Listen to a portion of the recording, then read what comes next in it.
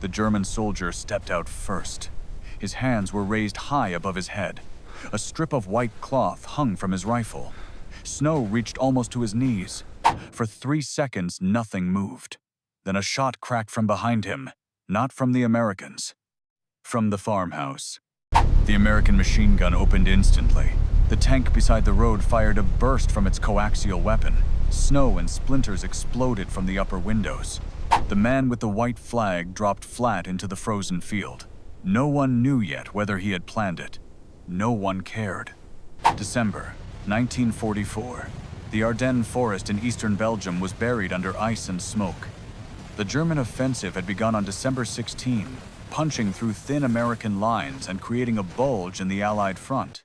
Entire regiments had been caught off guard. Supply depots were overrun. Roads were jammed with retreating vehicles and civilians. But what truly changed the mood was not the surprise attack. It was what followed on December 17 near Malmedy. American prisoners were shot after surrendering to elements of Kampfgruppe Piper. Survivors escaped and spread the word. The story traveled through infantry companies and tank crews faster than official briefings ever could. After that, surrender felt different.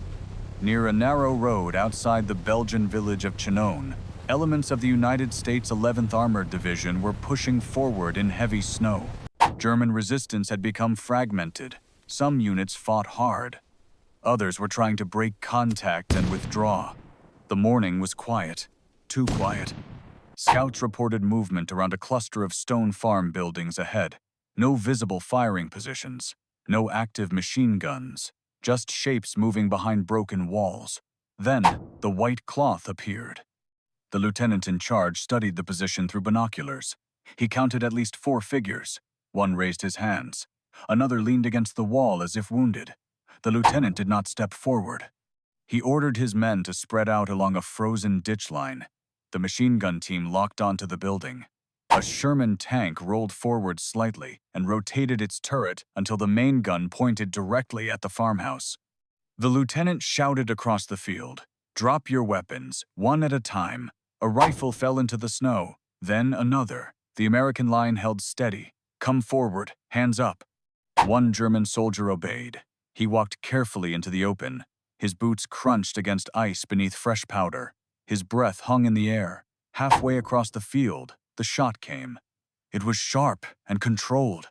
It struck the snow near the American position. For a split second, no one understood what had happened. Then instinct took over. The machine gun fired. The tank's coaxial gun raked the windows. Riflemen added controlled bursts toward the upper floor. The German soldier in the open dropped face down. Smoke drifted from shattered glass. Silence followed. No second shot came. The lieutenant shouted to cease fire.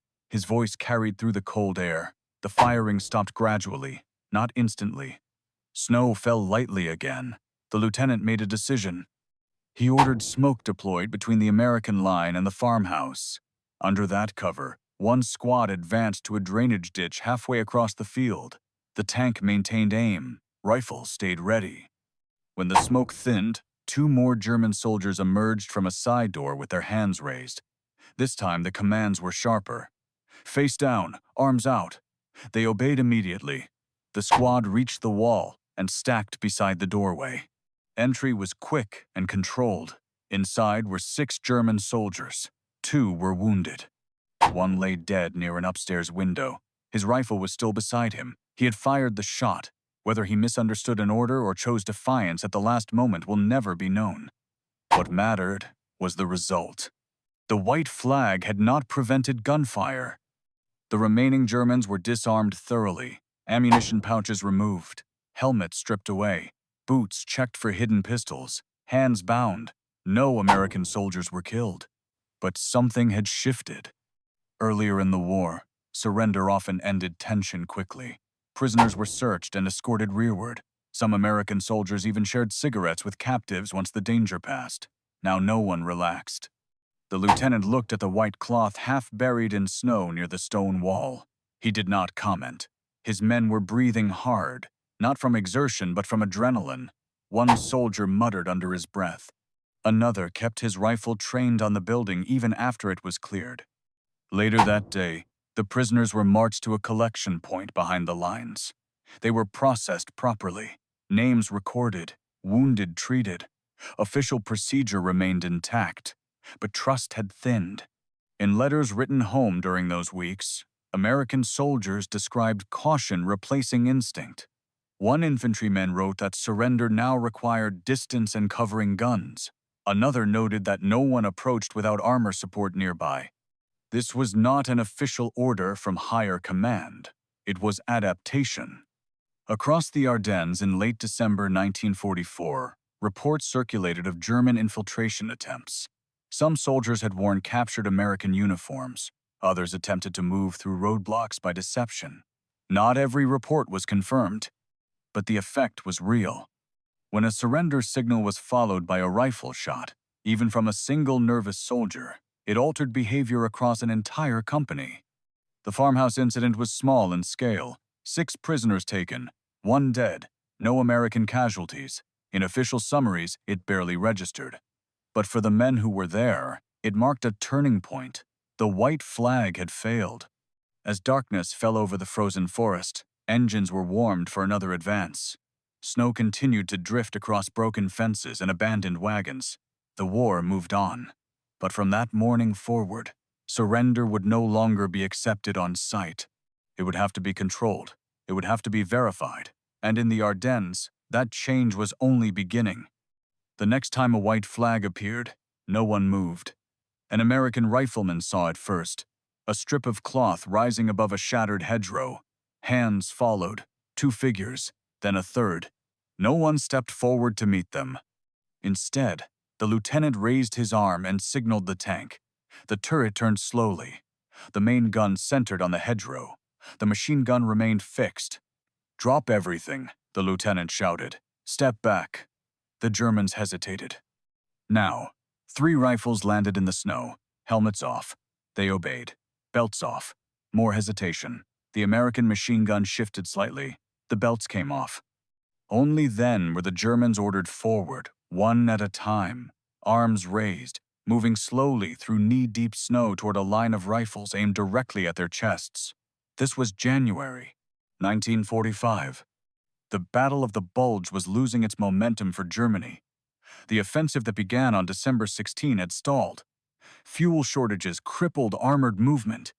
Allied air power was returning as the weather cleared. But the psychological damage from those early days remained. The events near Malmedy had burned into memory. American prisoners shot after capture. Survivors stumbling back through snow to tell what they had seen. The story had traveled faster than supply trucks. After that, surrender was no longer simple. Near Chenogne on January 1, 1945, American forces from the 11th Armored Division engaged retreating German elements. Combat was sharp and confused. Snow reduced visibility. Orders came through static-filled radios. Postwar historical research indicates that in the aftermath of fighting near Chenogne, German prisoners may have been killed by American troops. Official wartime records are limited and do not fully document the event. However, multiple historians have acknowledged testimony suggesting that several dozen German captives were shot following intense combat. The full truth remains debated. What is certain is the atmosphere in which it occurred. American soldiers had endured surprise attacks, infiltration tactics, and confirmed executions of captured comrades. They had been told that some German soldiers used deception to approach roadblocks. In such conditions, fear becomes constant, and constant fear alters procedure. By early January, informal field rules had hardened. No approach without covering fire, no surrender accepted without total disarmament, no movement tolerated outside shouted commands. Prisoners were ordered to lie face down in the snow before being searched. Hands remained visible at all times. Boots were checked for hidden pistols. Overcoats were removed before transport. Tank crews did not rotate their turrets away until every prisoner was secured. Mortar teams held coordinates ready in case firing resumed. These were not official policy changes from headquarters. They were adjustments born at squad level. An infantry sergeant later recalled that by mid-January, you did not trust the first signal. He described shouting commands from 50 yards away. If they did not follow it exactly, we opened fire again. This was not vengeance doctrine. It was survival instinct reinforced by experience. The laws of war prohibit false surrender. They also prohibit harming prisoners. Both principles were strained in the winter of 1944 and 1945. The majority of German soldiers captured during the Ardennes campaign were processed lawfully. Thousands were escorted to rear areas without incident. Photographs from January show long columns of prisoners wrapped in blankets, guarded but alive. The system functioned, but isolated breakdowns happened, and once a white flag is followed by gunfire, every future white flag carries suspicion. At another crossroads east of Bastogne, a group of German soldiers emerged from a barn with hands raised. American infantry shouted instructions. The Germans complied fully. Weapons dropped, helmets removed. They lay flat in the snow before being approached. No shots followed. The prisoners were searched and marched rearward without harm. That moment illustrates the other side of the shift. Caution did not eliminate surrender. It controlled it. American units did not refuse prisoners wholesale. They did not abandon international law.